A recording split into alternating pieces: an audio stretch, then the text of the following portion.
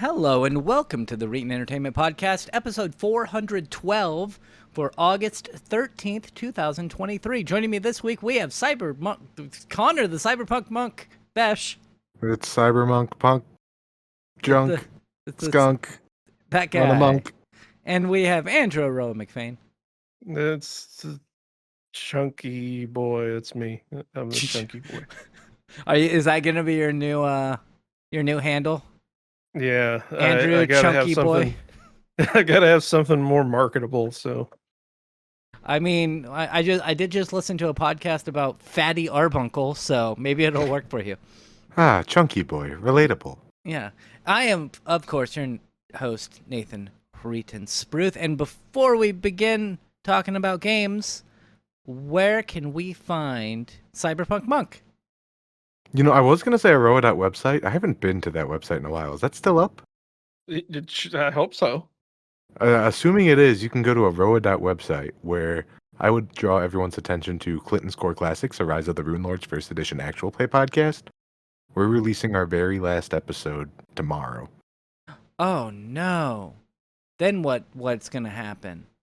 Then, if you are still interested in listening to the products that I make, first off, A, thank you very much. And B, you could tune into our next project, which is called Bug City Blues. It is a Shadowrun 6th World Edition actual play podcast. And you can find it on Spotify and iTunes and Amazon Music.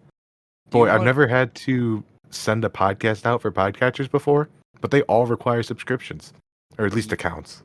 Yeah, they all require accounts. It's a pain in the butt. That is why our previous platform was, and any hosting platform, right now we're hosting it by ourselves, and any hosting platform that you join up to, like Omni Studio or Podcast One or whatever, they kind of have built-in features where you just put in the RSS feed, the podcast goes there, and then you just press a button to be like, put this on Spotify, put this on iTunes, and it makes it really easy. It is not so easy when you're doing it all yourself, because then you have to create accounts for all of them, which is not too bad, but it is a pain in the butt. And we are doing that on a different RSS feed. That's correct? So it's going to be a separate podcast from Clinton's Core Classics? That's what I had in mind, unless for some reason that's undoable or it's too much of like that bandwidth consumption. I don't know how it all works. I'm assuming it's fine. It's doable, and we've spoken about this in the past. The only thing is, we're gonna lose listeners. That's fine. Yeah. I'm totally not doing this for listeners. Okay, that's my thing. Is we already have like an established podcast, kind of. You know, we've had a total of 1 sponsors, but we have an established podcast. And then we're moving on and starting something new, so that it's going to take more time to build that back up. But if you're comfortable with that, I don't give a fuck about that. You always put one last short thing on. I'm gonna have I did a session 0 that explains like how the game works and how the world works, and I'm gonna do that in episode 1 on the feed, and then I'm gonna cut it off. But that's probably 2 weeks from now. And we're going to move that over to our current hosting platform at some point in our lives. Anyway, one thing you're going to need to do, Aro, is update that with the Bug City Blues on your website. So create another link. Oh, all right. And you can find me, Nathan Reetin Spruth, everywhere at Reetin. So the main one is Twitch, Monday through Friday, 6 p.m. Pacific time to 9 p.m. Pacific time. I'm on Twitch, and it's good. It's going poorly because everyone is playing Baldur's Gate 3, and so everyone's just going to the big people who are playing Baldur's Gate 3. And that's all I've been playing. But we'll talk about that in a bit. Hey, Connor, because you're the only one not just playing Baldur's Gate 3, what games did you play this week? Man, I've kind of been jumping through games. I told y'all I finished doing my super duper speed run of Final Fantasy VII last week. You did tell us that. That's a fun game, but I was looking for something that wasn't a turn-based RPG. So I played a little bit of Nobody Saves the World, which is a fantastic game about customization and powers. But boy, does that charm not hold up to the end of the game, unfortunately. I've heard good things. I heard It's a some great quite a few game, but positive things. a phenomenal game. But once the magic wears off, I don't think there's much of a way to get it back. I see. I see. So then I jumped to a new game, not a new game, but a game that was really cheap on Steam the other day, Prey, which is one I heard good things about and I never really picked up, and it's Prop Hunt. Is this 2016 Prey? Is what you're talking about? 2016 or 2018 or something. Yeah. Okay, that's what I thought. Because there is a Prey that was released in like 2006. Or Well, No, glad you not that one. specified that it's prop hunt because 2006 Prey is not prop hunt. It's, No. 2000. it's Doom It's 3. System Shock or Doom 3. Yeah. And this one is definitely Prop Hunt, which I mean, it's kind of like Nobody Saves the World. That's fun for a minute. Yeah, I played it and I got to a point where I guess I just didn't level up my character correctly, and so I was just getting murdered over and over and over again in one section. And I looked it up. I was like, is there a way to respec your character? And people were like, yeah, if you don't build correctly, you get screwed over, so you just restart the game. Oh, that Don't like doesn't sound that. fun. I don't like that either. So one night I was pouting with my Steam Deck in front of me, wondering what to play next, and I ended up landing on the Mad Max game, also from like 2015, 2016, something like that, which is Batman. It's Batman Arkham Asylum, but in a wasteland. And I hear it's really good. It's okay. It's Oh, okay. scratching the itch for now. As soon as another game comes by that I want to play, I'm probably gonna drop it. But for There, now, fast car, go vroom vroom. there are so many games I want to play right now. Well, so many games that I want to play that are coming out soon. So we've got Armored Core 6 comes out in Yay. like 2 weeks. We've got the Texas Chainsaw Massacre game, which I want to play with Aroa. Yeah. And that's coming to Game Pass as well. So I don't have to pay any extra for it, which is great. Starfield is coming out. WrestleQuest is coming out in 2 weeks. There's a slew of games that I want to play, and I'm still playing through a 100-hour game. Did you play anything else, Cyberpunk Monk? I'm trying to really think if there's anything worth mentioning. A little bit of Battlefield 2042, but that's clicking on heads. I'm so done with that right now. Yeah, that makes sense. I haven't played any Space Station 13. My last interactions with them kind of left a bad taste in my mouth. Yeah, you're gonna need to get a new space station game, huh? I'm gonna need to find a new shit posting machine. Yeah, that sucks because you You have have to some. hope that Space Station 14 comes out. I mean, I have it on my wish list on Steam. I could always get into Dwarf Fortress. That's another dynamic, crazy story generator machine. Yeah. I've looked into Dwarf Fortress, and I'm just like, I think that this might be too complicated for me, and I didn't play it. It's very complicated. I sure do loves me a complicated game. I like medium complicated, like where there's enough Apparently, systems. you can sign up for playtesting Space Station 14 Oh, is it actually a thing? through Steam. Yeah. Oh, Yeah, interesting. it's a remake in Unity. Yeah, I Probably. think it's Unity Station. But it's technically. it's open source and very modernized. Well, that's good. I And lived a cat. so we're gonna move over, and we're gonna talk to Aroa about Baldur's Gate 3, which is what I assume you played all week. 90% of the time, yeah. What was the other 10% other than WoW? So as I posted in our Discord, I believe, I got a Meta Quest 2. You did, yes. Yeah.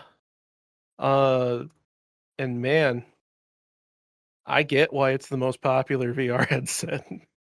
It sucks Like- that I think they raised the price by like $100. They lowered it back down now that they've announced the MetaQuest 3. So Okay. it starts at 300. I paid about 150 for mine, and it's the 256 gig version. Oh, 'Cause cool. I got it off of eBay. Did you replace like the foam that goes around your face? Actually, cool thing was the guy who sent it to me never redeemed the replacement face gasket that they gave out because people were having skin issues with the foam one. Oh. So I redeemed that, and I have that coming sometime this week. Oh, that's good. So I am still using the same one that came with it. Ew. So yeah, it's probably got some face goo in there, but it looked clean enough. Yeah, my I'm friend, I I, got one from a friend for a friend. And when I gave it to my friend, who I was giving it to, he was like, "This smells like butt," and I was like, "Yeah, you're probably gonna have to replace the the foam there." yeah. Is that not I, how you use a VR headset? um, I mean, I've never used it that way, but if that's the way you use it, I will not judge you. I but I do like it like a lot. Um What VR games did you play? I haven't done much like actual gaming with it. It's just been Uh nonstop porn. yeah, but also um it's been a lot of me just kind of playing around with the sort of desktop mirroring functions. Uh it is really cool, and I'm planning on probably later today because I'm really curious to see how it works. Because the main reason I got it was I found out that the AirLink function is a thing that like seems to work pretty well. And that, Uh, to back that up here, is that's hmm? casting your phone to the VR headset, No, your iPhone. casting your computer to the Okay. VR headset, Okay. so you can play full desktop VR games in your headset over Wi-Fi. That's awesome. Yeah. And so the main thing that I've been testing with it, because I haven't bothered with like going into my actual VR space, has just been this thing that is built in to the platform, I guess you would say, where it's kind of like a VR workspace. So you can mirror like individual windows from your desktop in VR and sort of have this infinite workspace sort of thing going on. And it is remarkably responsive, and like if I bothered with connecting like a mouse and keyboard to it, like if the headset was just a little more comfortable for long periods of time, I could see myself like just like that's how I would use my computer basically. Interesting. Well, that's nice. It- I would like to get a new VR headset, and I would really like a wireless VR headset. The problem is I don't have the space, I and am I will get I it am one day. probably sold on the MetaQuest 3. Oh, Really? that's good. Now, After is that locked into their proprietary thing, or can you like buy games off Steam and play them? Well, that's yeah, that was the main thing, is that you can just you can just mirror games from your PC, even VR games, to the headset. Ah, So, like I whenever might. it's doing that desktop environment thing, all the rendering is being done on the PC, and then all the tracking data is being handled by the headset, and it is like yeah, I can barely tell most of the time How's that the latency though? Like, it's not bad at all. hmm. Like it's not like you can tell sometimes, and like every once in a while, the Wi-Fi will get clogged up, and like your controllers won't respond for like half a second. But vast majority of the time, it is almost equal to playing normally. I don't think I'd play like Beat Saber with it, but just about anything else, anything that's not a music game, like it's just like regular game streaming, like to your Steam Deck or like to your phone, that sort of thing. interesting. Where anything that's like super fast paced, I wouldn't do in over AirLink, but vast majority of other stuff like melee combat or like RPGs and shit like that, like I could easily like that's probably what I'm going to do from now on, is just have it go over wireless. Even though the controllers are objectively inferior to the index controllers, they are more than sufficient. I want an Um, index. I want the index controller so bad. Index are good. It's good enough that I bought them twice now. That's good. It And was like worth $500 to be able to flip people off in VR to me. that can't was do the that. one thing that like completely sold me is now that Flipping people off in VR. you can do hand tracking with the Quest 2. Okay, that's cool. And like the Quest 3 is presumably going to be even better. Presumably. And it's really good on the Quest 2. Like I was expecting it to be kind of like the Kinect, where like you move your hand and it like a tenth of a second later the hand in your headset moves, and you were going to have this constant disconnect. But like it is surprising how one to one it feels in the headset, considering it's just looking at a camera feed and determining where your hands are from that. Well, And that's good. interacting with menus and shit just by pinching your fingers, or like opening the quick menu by flipping your palm back and then pinching your fingers, like it all feels really good. And they even have an experimental mode where you can just reach out and poke buttons physically with your hand, and it Oh, that's works really cool. well.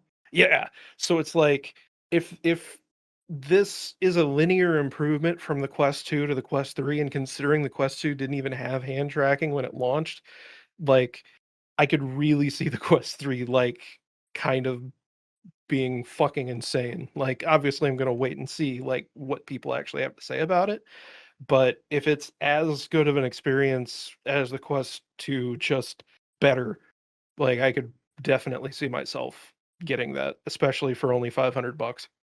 I That's do good. have I one would more say question, only, but you know. if you'll entertain it. How do you think it is for productivity? Are we at a point where I could put a headset on, go into my backyard, and start editing audio? I don't know. It would depend on your Wi-Fi quality. Would really Sure. be the thing. Um, Let's assume the connection is good. More, I'm talking about like input wise. Like does it have a uh, physical keyboard? That's not shit. Most keyboards in VR are kind of dookie. I I would not do it without having Or an an actual. external mouse and keyboard, that'd be an option too. Yeah, Wireless, I mean. I would have a mouse and keyboard connected to it. But yeah, if I had a Bluetooth mouse and keyboard that I connected up to it, I could definitely see myself like having multiple monitors in VR that I'm using for doing work on. Like All right, gotta go to eBay. I really I want. even for a little while last night was playing with I was using virtual desktop uh just sitting at my desk because I could rearrange my monitors how I wanted. Like instead of being constrained by physical constraints. That's I one of the would. things I liked about big picture mode. It's Yeah. just it Yeah. was too bulky of a headset. But go on, Ethan. I was gonna say I want them to do a retro-inspired headset where it is a brand new headset like a MetaQuest 2 or an Index, but with the aesthetics of the Virtual Boy. Don't fucking threaten me with a good time. I'd wear that shit.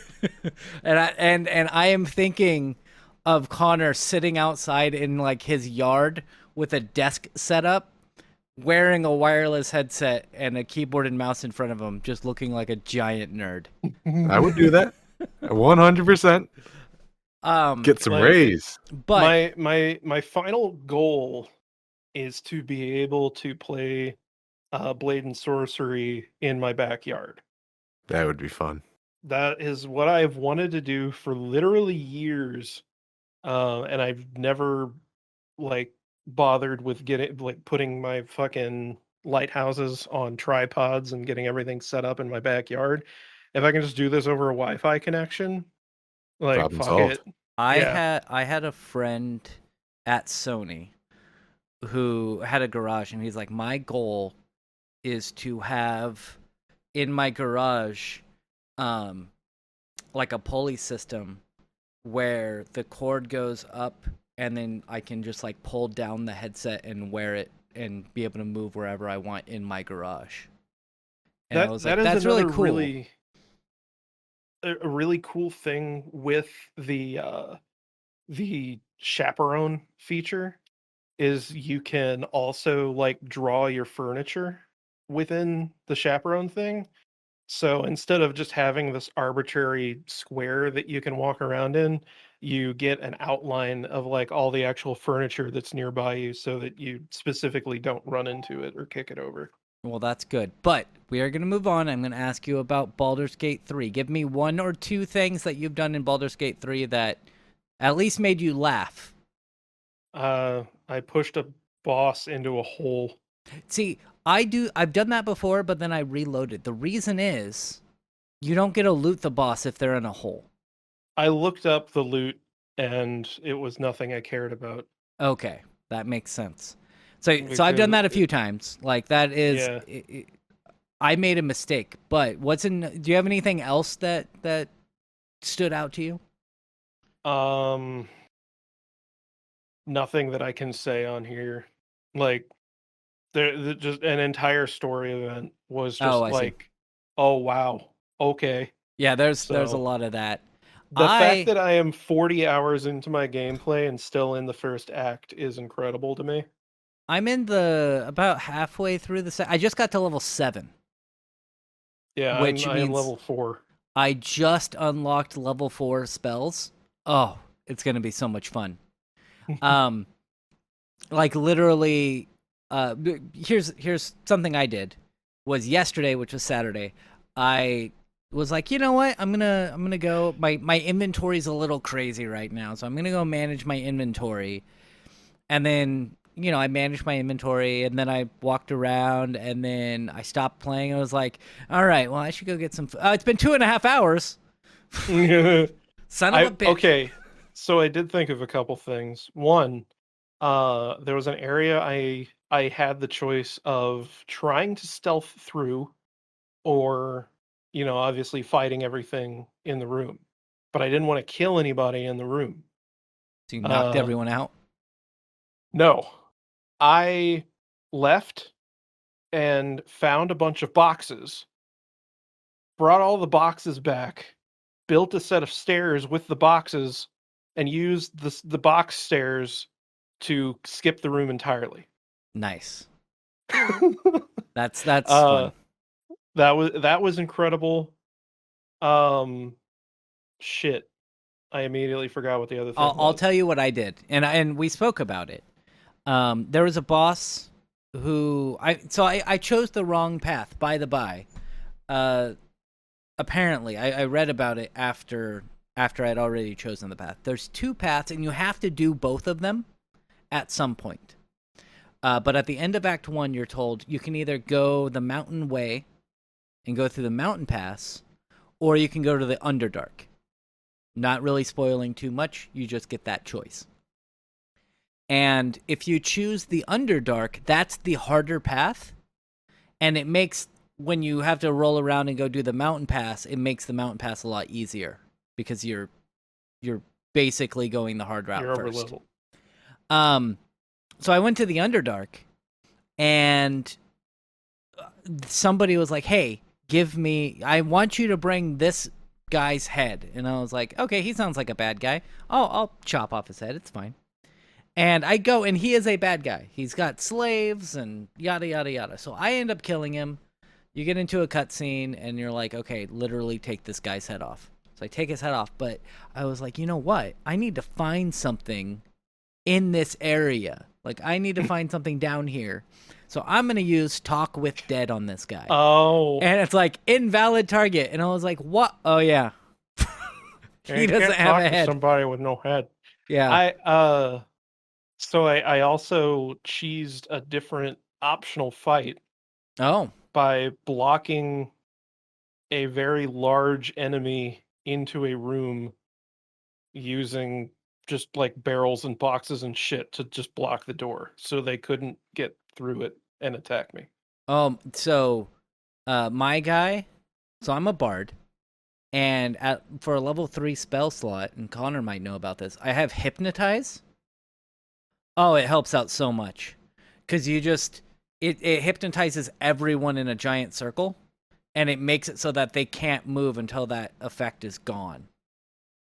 And for like boss fights where they're like, we're going to throw 10 people at you, it's great to just be able to hypnotize them all and then just take them out one by one. Crowd Also, control is secretly the name of the game. Also, that fight, they did exactly what we do, which is not cool. And what I mean is they kept knocking me into the lava. I was very mad. But yeah, it's a good game. I love it. And here's the thing. You know me. Connor knows me. He watches me play games. Who are I you? get bored after about 30 hours on a game. And I get bored even faster than that, and I'm Yeah. having fun still. And I haven't got bored. I'm just like, oh, there's new stuff for me to do. I gotta go do this. I gotta go do this. I actually care about the characters that I'm interacting with, which is phenomenal. And I can't say more without spoiling to like a bunch of the game, basically. But it's great. I'm having a lot of fun, and I plan on playing that more this week. I'm trying to beat it at some point this month because there's, as we've spoken about, there's so many games releasing. There's Starfield, WrestleQuest, Armored Core 6, Texas Chainsaw Massacre, Payday 3, like all of these games that I want to play with people and by myself that are coming out. And mainly, like, I'm somewhat hesitant about Armored Core 6, but I am pretty excited I was for it. surprised that you mentioned that because it didn't really seem like your thing. But No, Do you no, remember when you said you liked medium difficulty games? That seems like it's a little bit harder than a medium difficulty game. no. We'll see how it ends up being. I did not say medium difficulty. Medium complicated is what I mean. Yeah, what I mean is the systems in the game for like Dwarf Fortress, you look at it and there's just so many systems working with each other, kind of like Space Station 13, where there's just so much you can do. It's daunting. I would almost say, I mean, I get what you're saying there, but I would say Armored Core is very similar. Have you ever tried building a mech? There's a whole lot of options. Oh yeah, it's. I I could would see how say that it's could also different. cause someone to be a little paralyzed with the, analysis paralysis. You get that decision fear. That's true. That's part of why I haven't done multi-classing in Baldur's Gate 3, because I'm like, you know what? I could probably, give something to my fighter and make her a little bit better in a specific way, but that just seems like it would be difficult to do. Anyway, we're gonna move on. We're gonna talk about some news stories. Nick, I don't want to talk about this. Nick Lotus brought it up. I don't want to talk about it for very long, but there is an online, quote, university that they're going to be teaching in schools in Florida, and it's stupid because it's not actually university. You guys heard of PragerU? Yeah. Yeah, they're going to be showing PragerU videos in schools in Florida. Possibly, like, I would, if I were a parent in Florida, be like pushing a lawsuit for this. Oh yeah, like they're not an accredited university, and like I will give them some credit. There are enough bullshit lawsuits against schools for teaching shit that parents don't agree with. Mm-hmm. Like, this is something that is worth fucking suing the education board about. Yeah, and my thing is, like, there are some videos, like I have sat down and there are a couple of videos that I have watched from PragerU and been like, okay, it was fair. But 90%, 95% of their videos are just very one-sided, and we all know that it's super right-wing propaganda. So, and a lot of it is like outright falsehoods. And that's the thing. They're just lying or telling half truths on it or quarter truths. Like, oh, this is what happened. No, a lot of it's just bullshit and people's opinions without actually going in and looking at statistics and like actual facts. Like, if parents are supposedly worried about misinformation being fed to their kids in schools about like how you're the gender that your genitals determine, then like we also shouldn't be having this shit. No. And Like, we really, it needs to be, I'm not necessarily against like showing specific YouTube videos in a classroom setting, or even showing like some TV shows. If you're in a science class and there is an episode of Mythbusters that has things that are relevant to that lesson that you're teaching, show that clip of Mythbusters. yeah, if it's genuinely, educational and not just political indoctrination. Exactly. And these need to go through, there needs to be a federal standard for it, to be honest. Which I think that they leave most of that stuff up per state, which is why you get states like Florida that will show right-wing propaganda.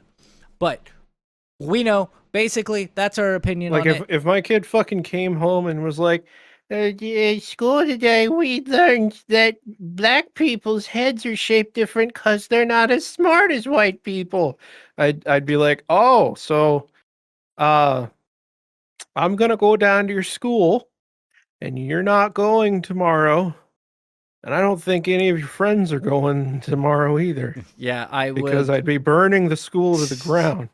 That's probably the most correct response to anything coming from it. Yeah, if I had a kid that came home and said something, I'd be like, "Who the fuck are you? Why are you in my house?" Yeah, But that would be the bigger question. Is, where the fuck did you come from? yeah, And what then it would mistake go. did I? We're gonna leave it there. It's stupid. We do not support most of what Florida is doing at the moment. You We're know gonna what I move do on. want to see happen though, and just for a brief side tangent, I want to see this backfire. I want to see like a Muslim school be like, we have been indoctrinating our children with all of the tenets of the Quran. By state mandation, there is a time set aside where they must study this, or whatever the equivalent would be. And But then when they are inevitably freak out about it, I want to say, "But you're doing it." yeah, but here's the thing, and it is because they're only okay with indoctrination on one side, Yeah. and it's a And hypocrisy, really. I look forward to the uptick in bullying cases where like parents are complaining that kids are being mean to each other, and it's like, "What? We watched a video in class and Tyrone is inferior to me." So, like, it's gonna happen. Well, I don't think I think PragerU is a little bit smarter. They have a little Then subtlety, just a little bit. they have a little subtlety where they're not going all the way back to being like, well, well, actually they are saying that there are benefits to slavery, but Yeah, they also say things like men should just fucking hit women. So, it's yeah. Um, but what I'm no, I thinking don't think they more, literally say that, but they are very much for the men need to act like men and perpetuating that fucking stereotypical bullshit where it's like, well, you're going to draw your own conclusions from that, and just going off the way that my dad treats my mom, obviously I need to beat up Becky. So, I expect them to mainly be talking or using PragerU videos for like, oh, this is the alternative to climate change. And it's like, oh, the world always heats up. And there is a video on PragerU which was like, well, actually, the world's been heating up even before mankind started doing fossil fuels and stuff. So better make that's, everything even worse. yeah, What's Hawaii? Hawaii's not a real state. No one no. cares about that. I like Hawaii, but I've never been there, and I don't think now is the time to go. You liked Hawaii. It's only Maui that was on fire. There are other Only. islands over there It's that you only can go Maui. to. Yeah, for now. It's only the second largest island. We need to move on and not talk about Florida. The world's on fire. We're going to talk about EA. Let's get even more pissed off. EA is shutting down a bunch of servers. Hey, And look, certain. Well, here's the thing. Benefit to EA. You know, this is going to be good for their climate, their carbon footprint. Turning off this single server that has been around, probably been sitting in that data center since 2008. Think about the carbon footprint that's going to. Okay, let's talk about the servers they're shutting down.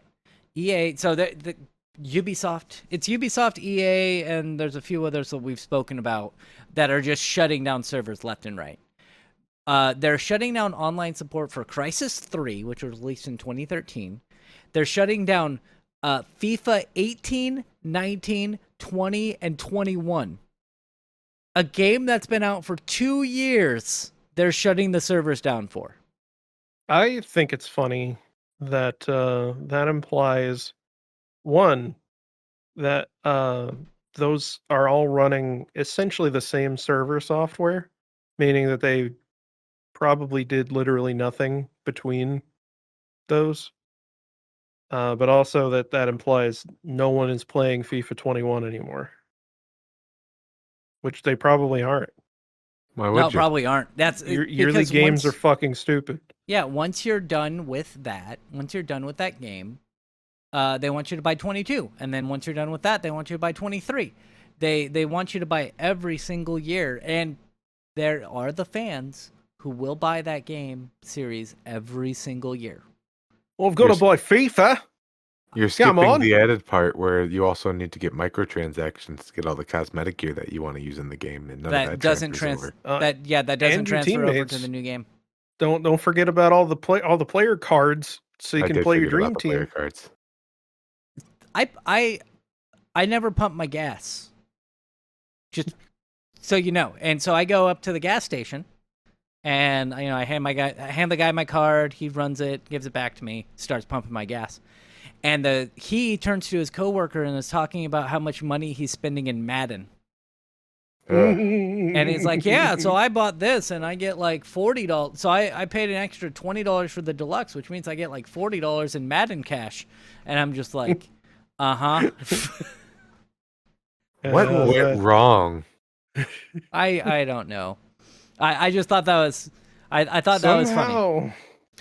We've got people who've put the same value into digital cards of football players as people used to with physical cards of baseball players. But they don't get it. And that's and they can't resell it. Like you can't hold on to it and resell it. Yeah. We have NHL 19 will lose support on the PlayStation 4 and Xbox One as well. I don't know. Have they released more NHL games since 19? I have no idea. I don't either. I know they release FIFA every year, but I don't know. I don't pay attention to sports games. However, that doesn't end. EA also plans on shutting down servers for Dante's Inferno, which, let's be fair, that came out like over 10 years ago. That had an online server that had online functionality of some kind. I think it did the thing that Dark Souls did where you could like leave messages, if I recall correctly. So they probably just shut that down, if it's what I'm thinking of. That makes sense. I don't know. Dead Space 2 is losing online support as well, and all that's happening December 8th. Mirror's Edge Catalyst will also lose online multiplayer support that same day. Is that the newer one? Yeah. Oh, I don't know what the online functionality was. That released when? 2016? 2016. My brain was like, that released like 2 years ago, right? No. 7 years ago. Okay. And that's all of them that are shutting down right now. Earlier this year, EA pulled some Battlefield games from online stores due to their servers having been yanked in December.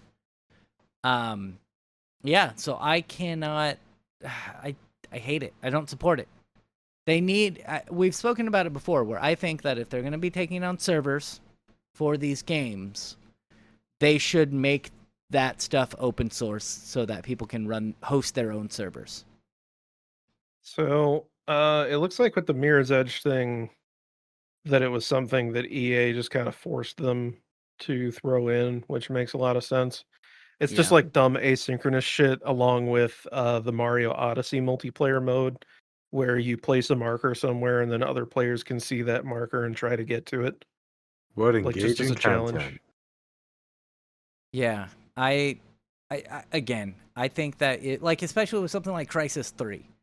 It's strictly a multiplayer game. Yes, there's probably a story, but that's like 4 hours long and then everyone just plays the multiplayer.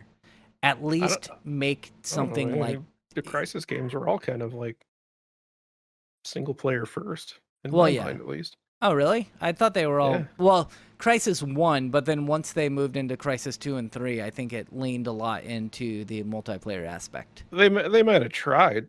I don't think anyone gave a shit. Right. I I don't would think it ever still beat Call of Duty, for example. no.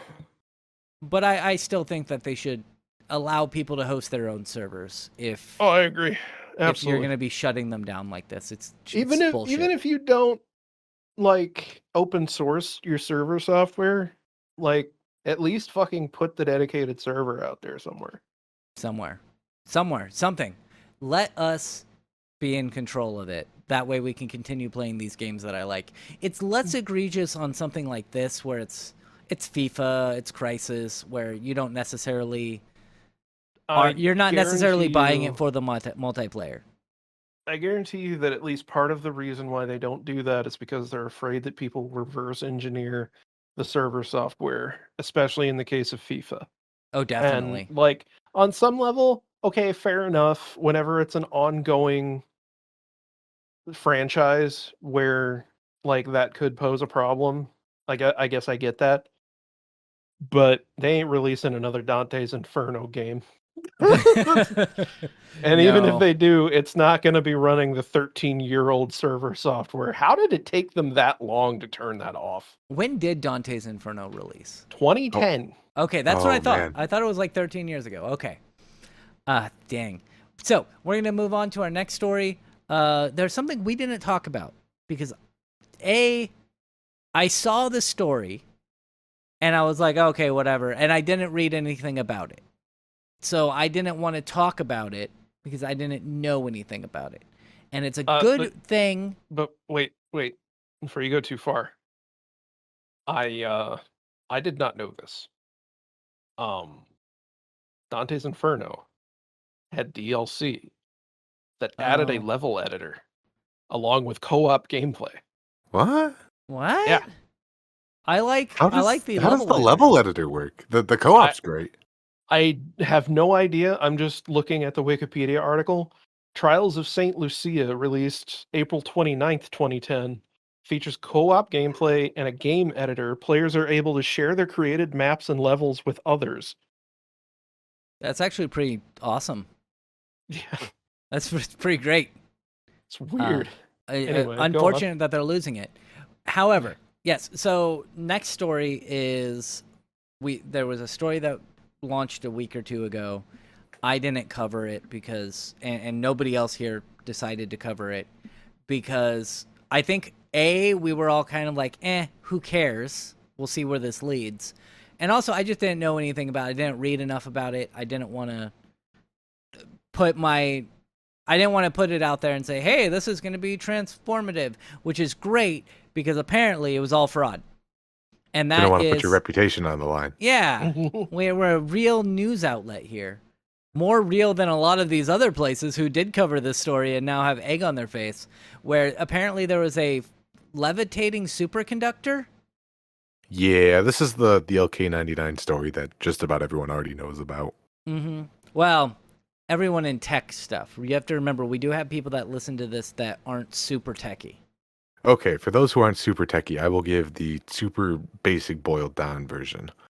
We sometimes can utilize devices called superconductors, which are devices that can hold an electrical charge without any resistance. They're very coveted, but they're very hard to maintain because when you shoot electricity through something, it tends to get hot. The superconductors that we have and can make right now only work in super frigid environments. What LK99 was supposedly being was a superconductor that could operate in room temperatures indefinitely. And surprise, surprise, it was a fake. It was a fake. Yeah. or at least the videos showcasing it Oh, have yeah. shown to be fake. Which I I think it was after we stopped recording. Was it last week or maybe the week before?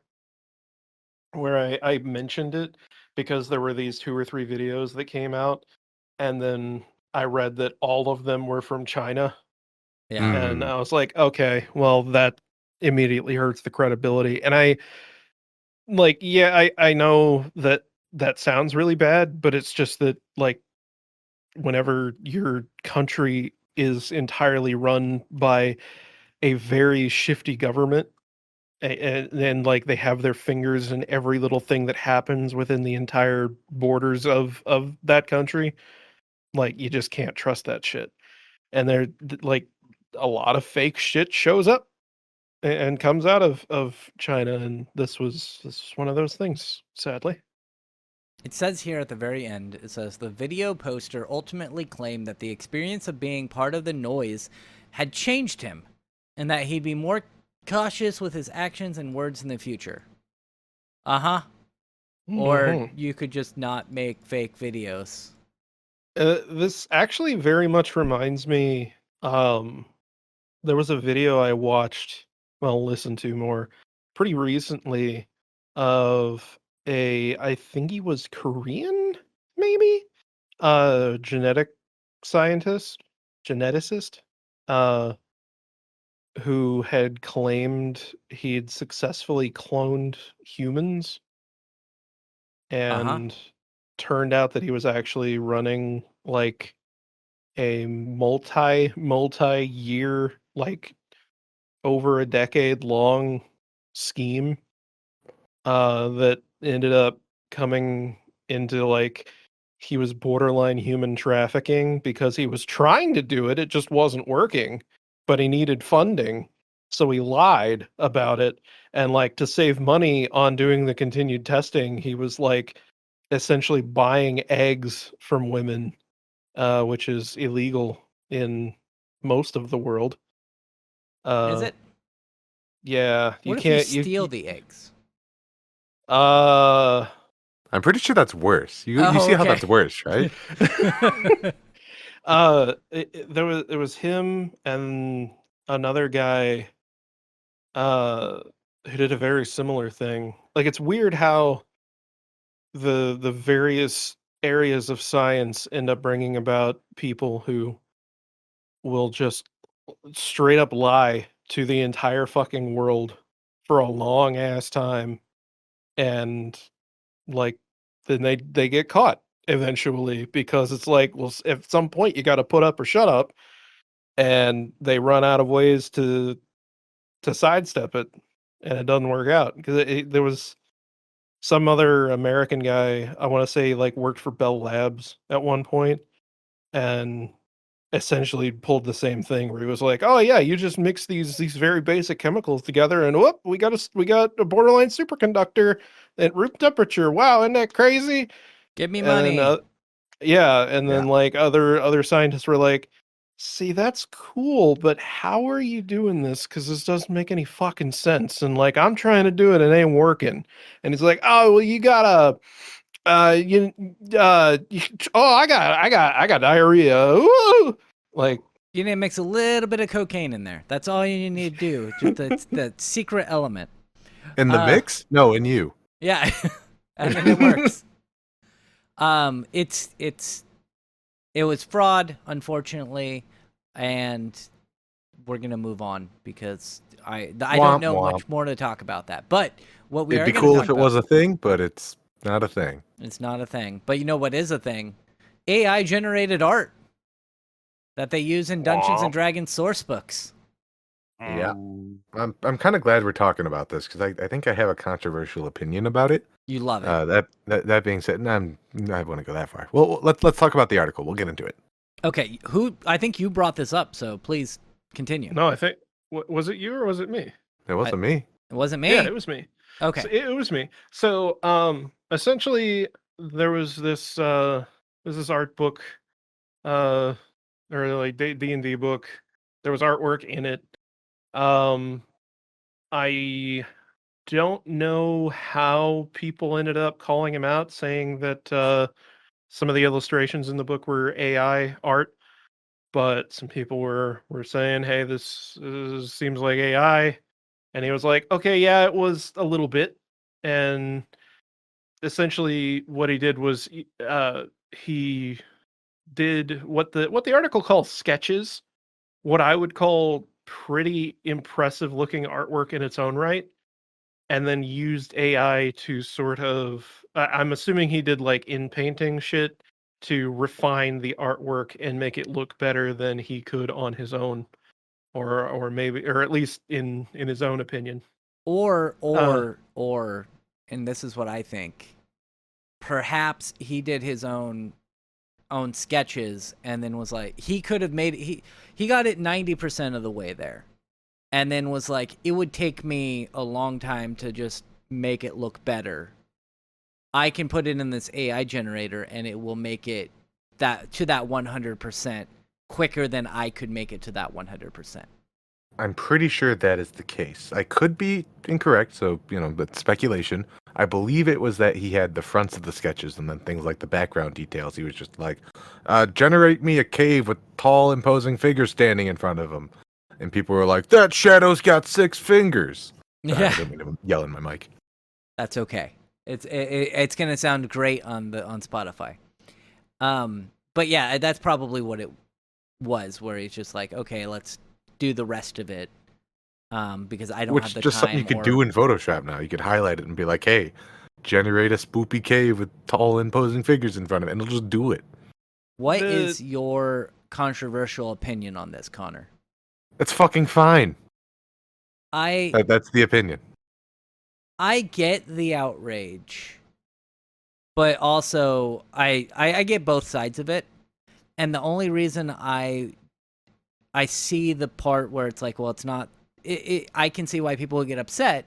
Is it is taking away money from actual artists? mm, Yeah, it's Games Work, not Games Work. It's Wizards of the Coast. This isn't a company that I particularly am like incentivized to support right now, anyways. Yeah, I am kind of I'm in support of AI art in concept. What I don't like is that whether you like it or not, uh, this isn't like it would be one thing if this AI was trained on previous art from this guy or like other artists that have worked with Wizards of the Coast. They took this AI, trained it on other art in other D&D books and like went that route. But this is undoubtedly AI that has been trained on the same fucking data sets that everyone else is using, where it is a bunch of shit that has been scraped from Google Images and other such places and like DeviantArt and all that. And like it just gets into intellectual property concerns and like, is this essentially is it okay that we're using software that is built on the back of plagiarism en masse? yeah, and And that's I, I'm we spoke about I want this. We spoke about this somewhat. Um, Not necessarily this same thing, but there was a lawsuit, I think last year, about Randy Orton's tattoos, yeah. where the artist was like, "You're using my art in that game. I want money for it." And they ended up giving her like $5,000, I think is what it ended up coming to, somewhere around there. Not a huge amount of money, but $5,000 is not a little bit of money. If somebody offered me $5,000, I'd take it. And all of Well, his and tattoos were covered in future installments. Yeah, that's what I'm curious about is are they going to continue with the royalties to this artist to work out a deal, well, or are I'm they sure going that to like blur out the tattoos? They'll yeah, probably just make him wear like a shirt or something. if they want to continue using that exact tattoo, then they will work out some kind of deal with the artist. And Probably. like I guess to that idea, like, yeah, that these AI companies aren't doing that. They're just kind of doing what, funnily enough, uh, any lawyer really would tell you not to do, which is to go just kind of skim through Google Images and do what you want. Um, I do think there is an argument for fair use when it comes to AI, because one of the major things with fair use is it a transformative work? And I mean, yeah, I think it's pretty blatant that like AI art is extremely transformative whenever it comes to combining different pieces of art together into completely new images. You I could s- prove it. Like, It's got a neural network. I said this quote years ago, and I got some people mad at me about it. And it was, if you steal from one person, it's plagiarism. If you steal from many people, it's research. And yeah, that's basically what they're doing, is they're taking inspiration from a bunch of different people and putting it together and calling it research or I, th- transformative. I I think if anything, AI is just kind of outlining that like ownership over creativity is not very well defined in the modern day, and it's very difficult to sort of look at art and creativity in the very black and white way that I think our current legal system does. And like I don't know what we're not going to solve this problem here. No. I just I do tend to agree on the point of like I agree with Connor in that like this is not just Wizards of the Coast didn't want to pay an artist to make this drawing, so they asked Dali to make a tiefling character for them. Like I'm it like was 90% sure the drawing was about giants too. So it's like it's all fantasy shit. Why are you getting so worked up about this, people? well, Yeah. I would be upset if it was like just straight up AI generated drawing. Like they just didn't pay somebody to do this work for them, because I think that is a problem that that's the biggest problem that needs to be focused on right now is uh, putting people out of work with this AI whenever our economic structure relies on people being able to, do things for money. Mm-hmm. Uh, but by the same token, like I don't think that there's anything wrong with an artist using AI tools to enhance their initial drawings, because like the example used in this article uh shows an early sketch that looks incredible. There's a little bit of weirdness with like one of the hands, but that just looks like roughness from it being an early drawing. And I think the implication in that the article is putting forth, which this is Gizmodo, they do like to do this sort of thing. Uh, they they're implying that the AI added every other detail that isn't in this initial sketch, and I don't think that's the case. Um, it sounds like you've read elsewhere that like it was mainly just like background art that he didn't draw, and that maybe is pushing it a bit, uh, because like background artists are their own thing. But if it's just a matter of you're doing in painting to like refine lines and shit and take care of the tedious bullshit that like nobody really wants to do anyway, I don't think that there's anything wrong with that. Yeah, And I I think watched it's a shitty video. to hate on a guy for that. I watched a video about like the way Marvel did it, at least back in the day, which they would have like three artists work on one comic. So one person would do the sketches, the next person would do the line work, and the next person would fill in the color. Got to keep that machine moving. And that's, yeah, they got to keep that machine moving. And this guy's doing everything. Like if you look at that picture, the picture on the right, and all the stories are down below. But if you look at the picture on the right, that's incredible. If I could draw like that, I would be very happy. But I couldn't in 1,000 years draw that well. And the picture on the left is the final artwork, which is still really good. But honestly, I prefer the original sketch. A little bit, yeah. Like, Like, There are some details that, I do think are better. I yeah, think there's. what they are going for is they're trying to match it to the newest art aesthetic of D&D Fifth Edition or whatever they're going by now. I And think it's I 5e. all I could tell as far as what this AI did is it made it a little more like the inking is darker, you know? Yeah, It matches the aesthetic. there's a little bit more like stuff on the axe that I prefer on the drawing on the final version. But overall, I think the drawing on the right, the original sketch is better.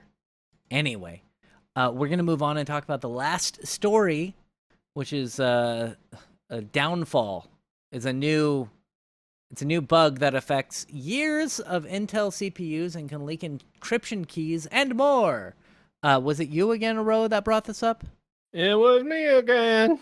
What's up with Everything is this? terrible. So, you might remember Spectre and Meltdown. Yes, I Those do. were those were pretty big and scary things. Uh, this is basically another version of that. Uh, you've got Downfall, which, hey, speaking of AI generated art, this image that they use for the Downfall exploit logo was AI generated by DALL-E too. Oh, Uh, good. yeah, that shit needs to go. They need to stop doing that. But anyway, uh, But why? this No, no, not why why what? for what you said, but why would you even put that in there? Like, what does this add to the article? It is an image that people can use to very quickly identify that this article is about Downfall. I don't know. Okay, I don't fuck. continue on, Anyway, please. so Downfall and Inception are sort of what is it? Speculation That's what attacks you, or something like that. that's what you called it, speculative. It's when your processor will say to itself, "Hey, you're doing this process. We're going to assume the next process that you do is going to be this." And so it'll like preemptively tell itself it's going to do that, so when you click on it, it'll load faster. More or less. It's Something like that. because like processors whenever they do things they do everything in like branches, and it's like, well, in one reality the computer's going to do this, and in another reality the computer's going to do this. I'll go ahead and compute both possibilities, and then whichever one it picks, I'll jump to that one so that we can keep moving quick. And Uh, Fun fact about AI: the ability to beat process or enhance processing power largely relies on determining which answer you're most likely to be, and not even bothering with the other half. It's called alpha yeah, beta pruning.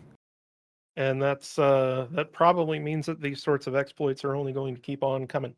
Um, Essentially, the way that these exploits work is by looking at data from the unused branch that isn't culled by the processor throughout the course of its work. So you can possibly exploit this to get, like, say, encrypted password information, or even not encrypted password information. Like if you're encrypting a string and the processor has one version of the password that hasn't been encrypted yet that it has saved in its little like memory cache thing, and it hasn't removed that from that cache whenever it's moved on to the other branch that it decided to go with, like, you could access that part of the part of memory and get that unencrypted data. Obviously this is very complicated, uh and not something that is going to be easy to exploit by much of anybody, but that doesn't make it any less dangerous, because it just means it's going to be focused on enterprises and government entities, stuff like that, where you're going to have state-sponsored actors who are going to use this exploit on unpatched hardware running in large data centers. And the fact that it is able to target so many generations, um, that's pretty spooky. Yeah, Because it because is who is it for? everything. It's. I got the list here. It says it affects processors based on Skylake, Cabby Lake, Whiskey Lake, Ice Lake, Comet Lake, Coffee Lake, Rocket Lake, and Tiger Lake. And also, I don't like that they're all just lakes.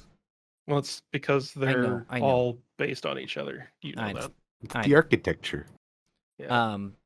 So that it's Skylake was what 2014? Oh God, I don't know. I stopped paying attention to that shit the longest time ago. Skylake CPUs. 2015. So it goes all the way back 8 years or so is what this affects. Uh, Yeah. and then the AMD version, which is essentially the Inception. same thing. Yeah. It's called Inception, but it's essentially the exact same exploit, just being done a different way. That affects anything with Zen 3 or Zen 4 based CPUs. Thankfully, we both have Zen 1 CPUs. Yeah. Or at least AMD says that the fixes are only necessary for those CPUs, which is curious. I'm Yeah, not sure what they mean by that. Like, the research group that found it says it affects all AMD Zen-based CPUs, so that would be going all the way back to the first series. But supposedly, according to AMD, only Zen 3 or Zen 4 based CPU cores require it. So Zen 5000 and 7000 series desktop CPUs, Ryzen 6000 laptop. If they say GPUs, I'm thinking they mean APUs. Uh, probably. Yeah. Threadripper Pro 5000 workstation CPUs, and third and fourth gen Epic server CPUs. Oh, There man. are firmware updates available for both of these. The the Intel one potentially has the risk of lowering performance on certain workloads by up to 50%. You Yeah. can opt out of the patch, but that seems like a bad idea. Granted that it only affects this one very specific CPU instruction, and so it might even be something that's like Intel specific. So there's a good chance that it's not even going to be utilized all that much. But And just it's so you something. know, just in case you were wondering, you're like, man, I have an older CPU, AMD. I don't have to worry about this. You're in luck. They also have another one called ZenBleed that affects Zen 2 based CPUs. Just so you don't miss out, everybody. And it's hard And to be like, here's a definite solution because these sort of issues are just going to keep on popping up as we increase our computing abilities. yeah, Well, there's because no real way to that's avoid this. You write code, and people write code and make processors as well as they can, but you can't assume that everything's going to be 100% locked down. Somebody's going to find something to mess with your architecture, and somebody's going to find something to hack your code. well, and not just that, but as the demand for increasing speed only continues to rise, and we can only make the electricity flow so quickly, there's going to be a requirement to further cut corners, essentially, to make things go faster, even if they aren't done in the most elegant ways. And that is what's causing this. Yeah. Well, Uh, and that was with Meltdown and what was it, Spectre? That was the problem is the fixes made the CPUs work less efficiently. and And that's so, what the fix is. They don't mention it on the AMD one here, but that is what will happen with the Intel one. yeah. It's going to be changing the way that the gather CPU instruction works, and it will make it slower because it's going to have to. I assume that it's going to be going in and deleting that unused branch whenever that instruction's used. And they say it'll slow it down by up to 50%, but we're talking like microseconds probably. Like Probably. it's such an infinitesimal amount of time, but that can add up if you're using that a lot. And I think that's why you saw, I want to say it was like upwards of like 15% decrease in speed on certain AMD processors For certain after the Spectre tasks. meltdown. Yeah, for particular tasks, but it was a lot more general because it was such a major flaw in the way that the CPU worked. And like, yeah, we're going to have that. I think that companies like, I think Intel and AMD are going to be a lot more careful. Like the Intel one doesn't affect 12th and 13th gen CPUs. Uh, so like I think that they're trying to be cautious, or at least aware of things like this. But like you say, it's always going to come up. It will. We're never going to have anything perfect, and especially as we come to rely on AI, which is based on flawed human work in the first place. I don't see that ever changing. Humans, they're the worst. But that's the end of our podcast. I would like to thank both of you for being here. Thank you, Aroa, for being here. I'm here. I know you'd much rather be playing VR or Baldur's Gate 3. It's And true. thank you for being here, Connor the Cyberpunk Monk Besh. Tune in next week when I come in live from my new augmented reality headset setup. Oh, please don't use the mic in the headset. Hi guys. That's the sample of next week. Yeah. And I have been your host, Nathan Reedsmith. Thank you for being here. Goodbye. Goodbye. Anime.